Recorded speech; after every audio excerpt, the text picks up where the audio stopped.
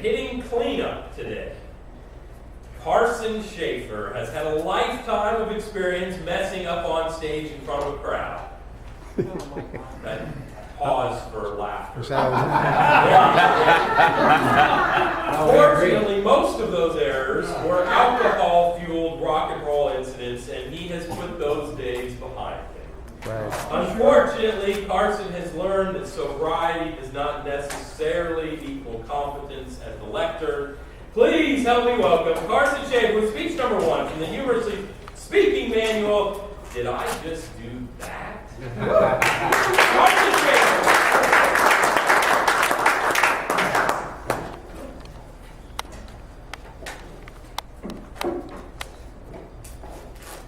How many of you sat at the back table in that position where Amy's sitting as the timer?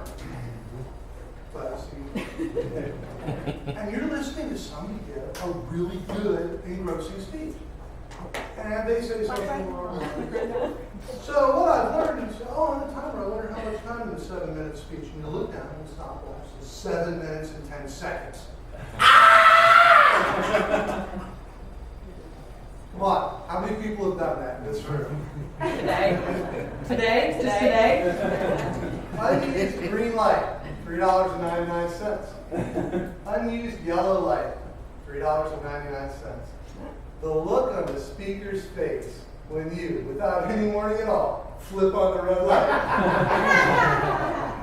Priceless. Fellow Toastmasters, head table, welcome guests, and those especially really awesome. Our new Toastmasters are always concerned with messing up. Everyone has this concern. What you may not realize is how often some of your fellow Toasties have erred at the lectern.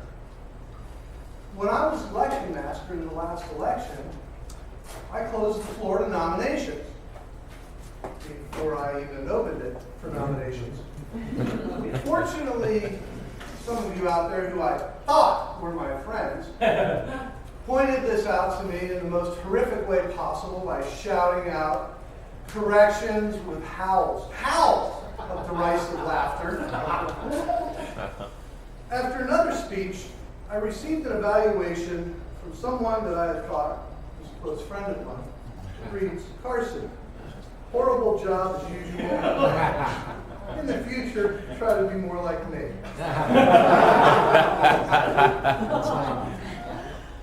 That, by the way, is a real evaluation that I received. I've seen polished Toastmasters doing memorized speeches stop dead. Okay.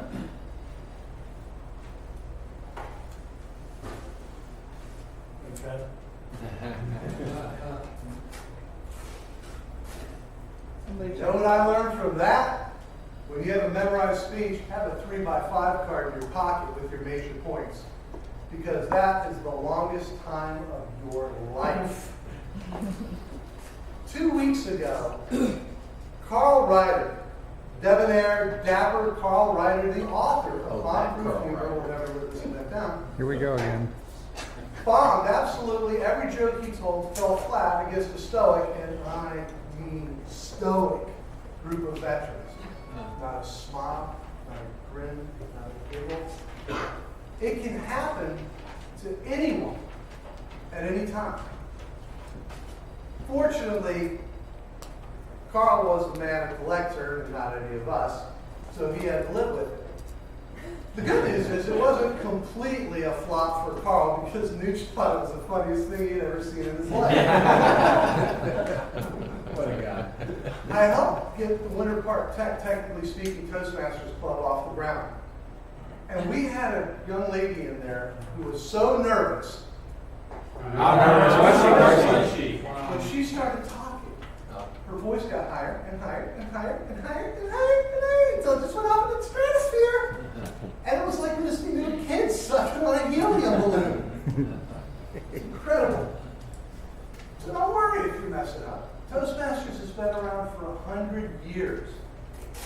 It's been done before. And you have a great crowd here, caring, kind. It's a great way to learn how to speak in front of people.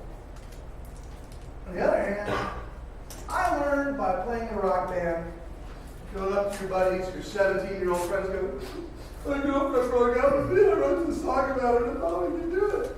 And they look at it, my kind, caring bandmates, and go, oh man, this is awful. What do you think you could write? I've seen better stuff on bathroom walls, Shaffer. Winter Park Toastmasters is a relief to that. Most of the time. One of our fellow Toastmasters was giving a speech about Nikki Sixx, the bass player in Motley Crue, who wrote the Heroin Diaries. This was all mentioned in his introduction, but nobody really listened to it. He got up and read the Heroin Diaries. The Toastmasters thought that it was his actual writings. At the end of the meeting, everyone came up and said, you've done so well overcoming your heroin addiction. The problem is, you got people that left at 9 a.m., they still think he's addicted to heroin. I once ended the table topics about technology with the word, freedom is a lie. It was fugacious, it was a fleeting thought, it was half complete, and I had a red light. So I sat down. What I meant was the commercials about cellular freedom is a lie. You can't get away from work. Cell phones, laptops. When I was done, the Romanian waitress at our old location said, freedom is a lie? Try Soviet Union. During an educational moment at Winter Park Tech, I stood up and I said, everybody that's done table topics has stood there and said, well,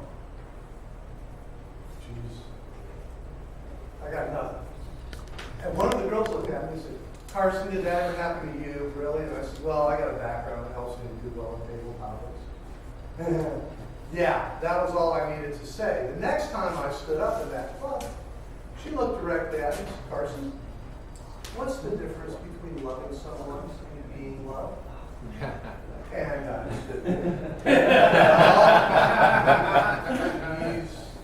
got nothing. It happened to me. It will happen to you. And the good news is, the odds are excellent you will actually survive the process, and the sun might indeed rise tomorrow morning. You know the saying, it's better to keep your mouth shut and be thought a fool than to open it and remove all doubt? I'm going to remove all doubt. So don't worry. You're going to make a mistake. We all mess up. And if you haven't messed up yet, here's the schedule.